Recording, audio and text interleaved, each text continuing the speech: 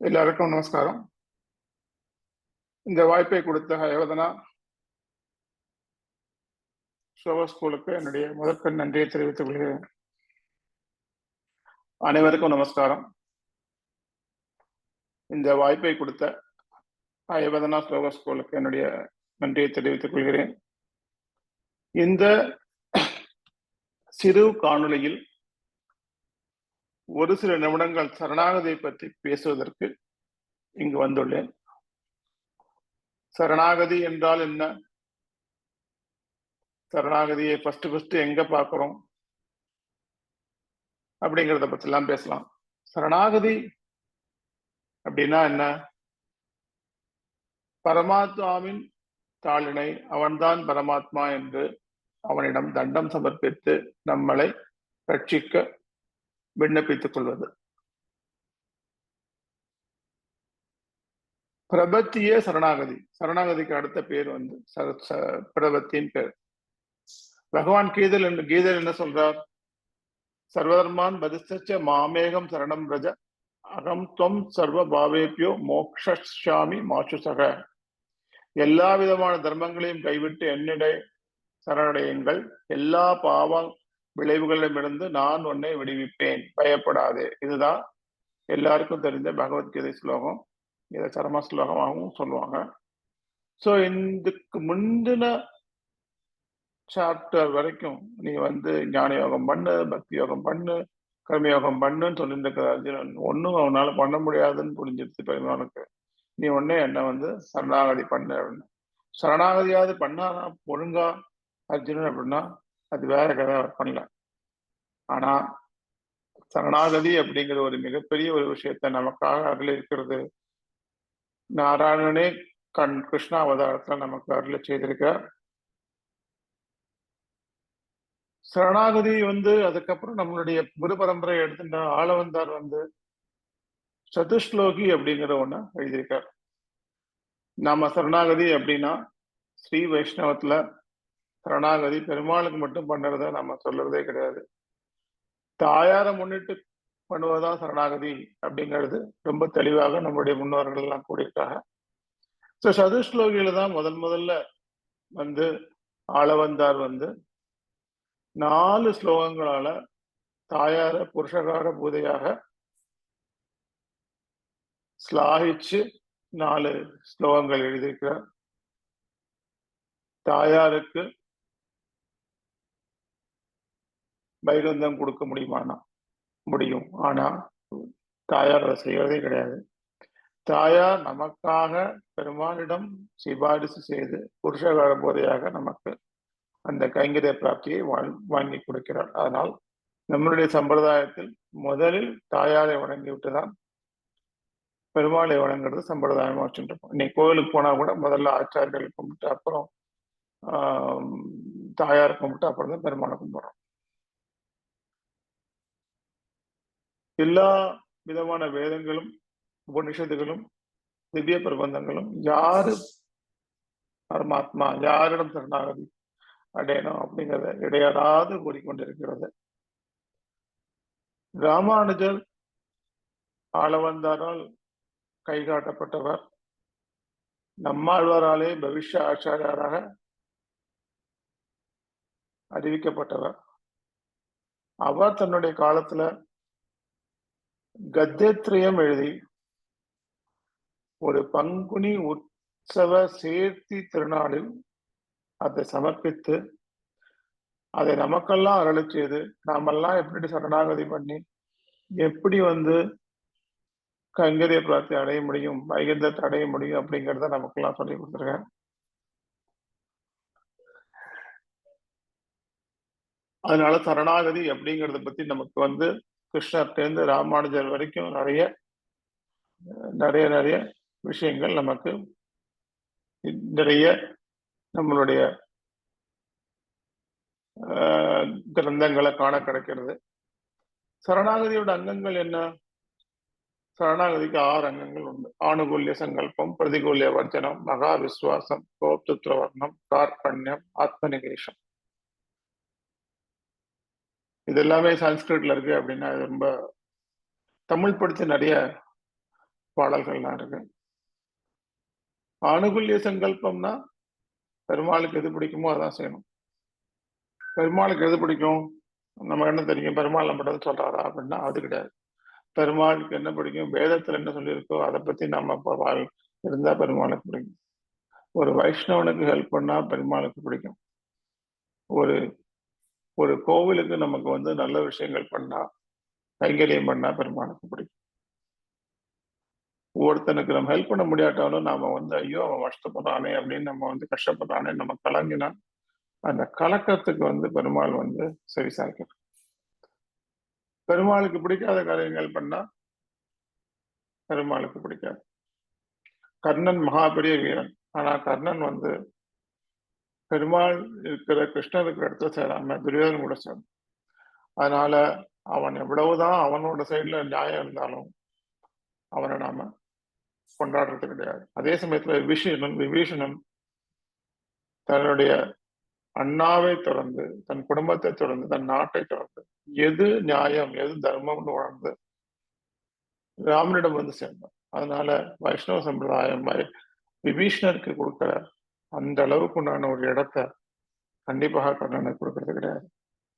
பிரதிகூல வர்ஜனம் என்றால் பெருமாளுக்கு என்ன பிடிக்காதோ அது பண்ணக்கூடாது. மகா விசுவாசம் என்றால் பெருமாளே பரமாத்மா அப்படின்னு நம்ம எப்படின்னு இருக்கிறோமோ அதுதான் வந்து மகா விசுவாசம். கோப்தத்தில் வரணும்னா பக்தி யோகம் செய்ய முடியலையே, என்னால ஒன்றும் பண்ண முடியலையே, நான் இந்த சர்வாசை பண்றேன், என்னையாவது நீ வந்து கட்சிக்கணும் அப்படின்னு வேண்டிக்கிறது தான் கோப்தத்தில் வரணும். கார்பண்யத்துல வந்து 2 அங்கங்கள் இருக்கு. அனன்ய கதித்துவம், அகிஞ்சனத்துவம். அனன்ய கதித்துவம்னா எனக்கு ஒரு கதியே இல்லை, கதி இல்லை அப்படின்னு சொல்லி சரணாகதி பண்ணுறது. அகிஞ்சனத்துவம்னா எனக்கு ஒரு விதமான கைமுதலும் இல்லை அப்படிங்கிறது தான் அகிஞ்சனத்துவம். சோ அப்படி நம்ம வந்து இல்லாம நம்மளால ஏதாவது முடிவும் தெரிஞ்சா பெரும்பாலும் அந்த சண்டே வரமாட்டோம். ஆத்ம நிவேஷம் அப்படின்னா வேதாந்த தேசிகர் சொல்ற மாதிரி கட்சி நகர் கருணைநாதனை அடைக்கலமாக அடைந்தேனே என்று தன் ஆத்மாவை பகவானிடத்தில் சமர்ப்பிப்பதுதான் ஆத்ம நிவேஷம்.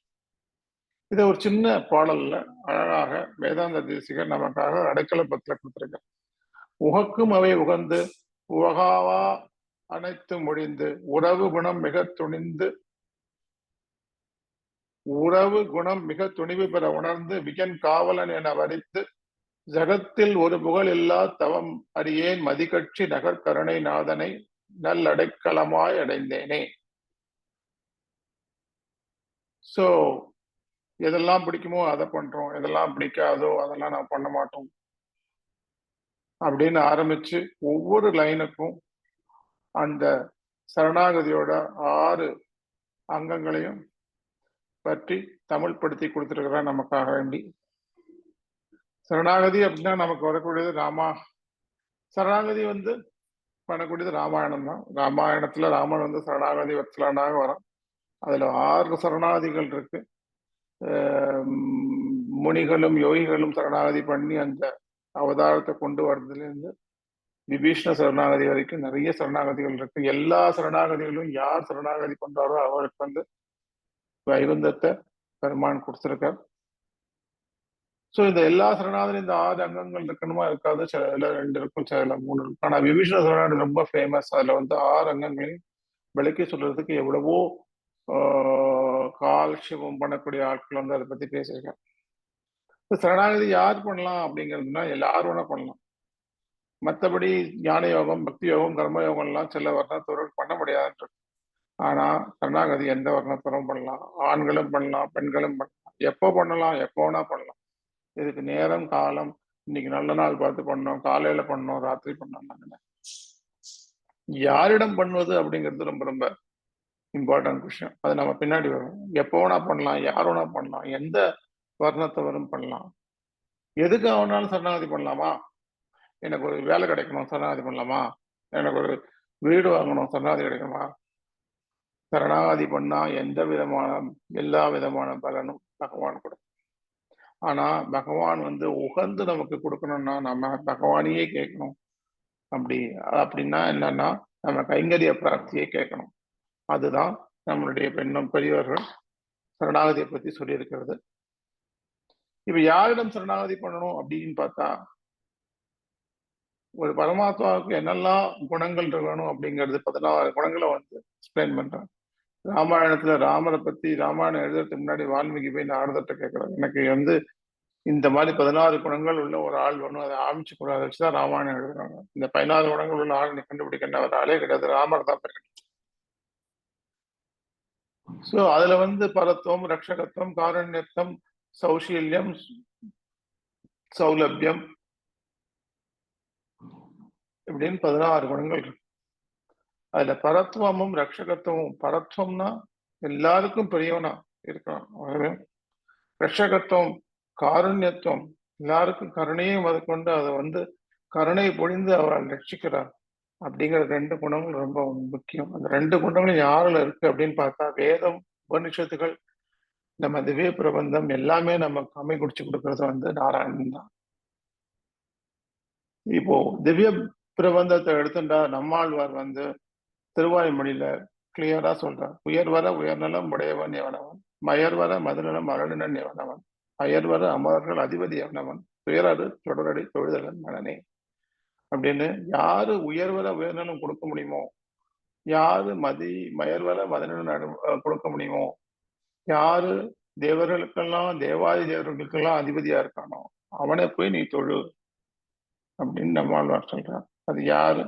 வேற யாரும் இல்லை, நாராயணன் தான். கம்பராமாயணத்தை கம்பர் ஃபர்ஸ்ட் பாட்டை எழுதும்போது என்ன எழுதுறாங்க, உலகம் யாவையும் தாமிழ வாக்களும் நிலை நிறுத்தலும் நீக்கலும் நீங்களா அழகிலா விளையாட்டுடையானவர் தலைவர் அன்னவர்க்கே சரண் நாங்களே. யாரு உலகம் யாவை உலகத்தை உண்டாக்கி உலகத்தை திருப்பியும் பழைய காலத்துல திருப்பியும் இது பண்ணி எல்லாரையும் தன்னுடைய வயிற்றுல வச்சு உண்டு உமிழ்ந்து இத ஒரு ஒரு விளையாட்டா யார் பண்றா அப்படின்னா நாராயணன் தான் பண்ற. அழகிலா விளையாட்டுடையவர் யார்? நாராயணன் தான். சோ அவரை தான் எனக்கு தலைவர் அப்படின்னு கம்பர் எழுதுறார். அவர் வேற யாரும் இல்லை, ராமர், கிருஷ்ணர், நாராயணர், விஷ்ணு எல்லாருமே ஒண்ணுதான். அவர் தான் பரமாத்மா. சோ இந்த பரமாத்மா சரணாகதி அப்படிங்கறத பத்தி நம்ம பார்த்தோம். சரணாகதி அடைந்தவுடன் பெருமாள் நம்மளுடைய முன்ஜென்ம வினைகளை அப்பொழுதே கழித்து விடுகிறோம். நம்ம வந்து ஒவ்வொரு ஜென்மமா எடுத்து எத்தனையோ ஜென்மம் எடுத்து வந்திருக்கோம், எத்தனையோ ஜென்மத்தில் உள்ள பாவங்களை புண்ணியங்களையும் அப்படியே கழித்து விடுகிறான். அதுக்கு பேர் கிஞ்சித கர்மா அப்படின்னு பேர். பிராராப்த கர்மானா இந்த ஜென்மத்துல பண்ணக்கூடிய பாவங்களை சிறு சிறு தண்டைகள் கொடுத்து இந்த ஜென்மத்திலேயே அதை போக்குகிறான். போக்கிட்டு இந்த ஜென்ம முடிவுல நமக்கு கைங்கரிய பிரார்த்தியை கொடுக்கிறான். அதுதான் திருவாமொழியில சரணமாகும் தனதால் அடைந்தார்க்கெல்லாம் மரணமானால் வைகுந்தம் தரும்பினான் அரணமைந்த மதில் சூழ் திருக்கண்ணபுரம் தரணியாளன் தனது அன்பர்க்கு அன்பாகுமே அப்படின்னு நம்மாழ்வார் நமக்கு காமிக்கிட்டுருக்கார். அதனால நாம வந்து பெருமாளிடம் சரணாகதி அடைஞ்சு கைங்கரிய பிராப்தியை பெறுவோமாக என்று கூறி அமர்கிறேன்.